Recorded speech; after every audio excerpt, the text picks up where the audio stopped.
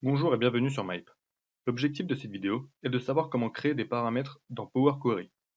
Un paramètre sert à stocker des valeurs que l'on pourra ensuite choisir dans une liste déroulante pour modifier les valeurs d'une requête. On crée une sorte de variable. Passons maintenant à la pratique. Pour mon exemple, j'ai choisi le classement de l'école HEC ainsi que l'école ESSEC sur le site L'étudiant. Dans le paramètre que je vais créer, il y aura donc deux valeurs, HEC et ESSEC. Ensuite, je vais importer les données du site web du classement de HEC.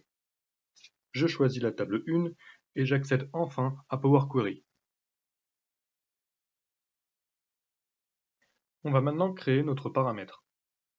Pour cela, allez dans Gérer les paramètres et appuyez sur Nouveau paramètre. Je renomme mon paramètre School car il va contenir les deux écoles de mon exemple.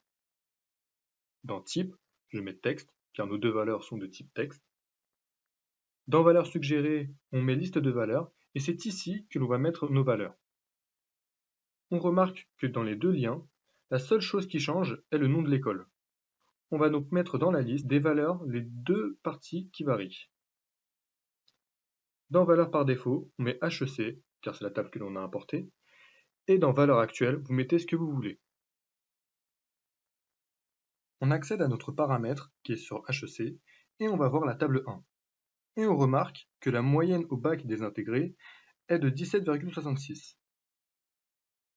On essaye avec l'ESSEC, et la moyenne au bac des intégrés est toujours la même.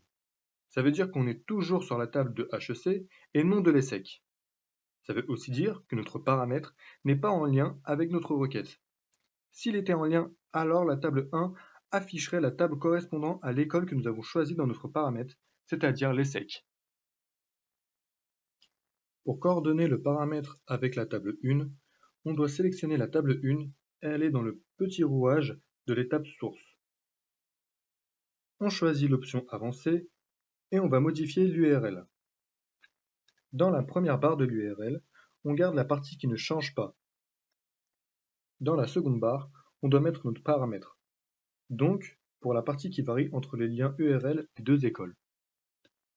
C'est pour cette raison que j'ai comparé un paramètre à une variable plus tôt. Et enfin, dans la troisième barre, on met .html car c'est une partie qui ne varie pas.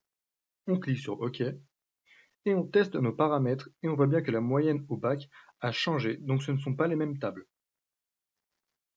Merci d'avoir regardé la vidéo, à la prochaine.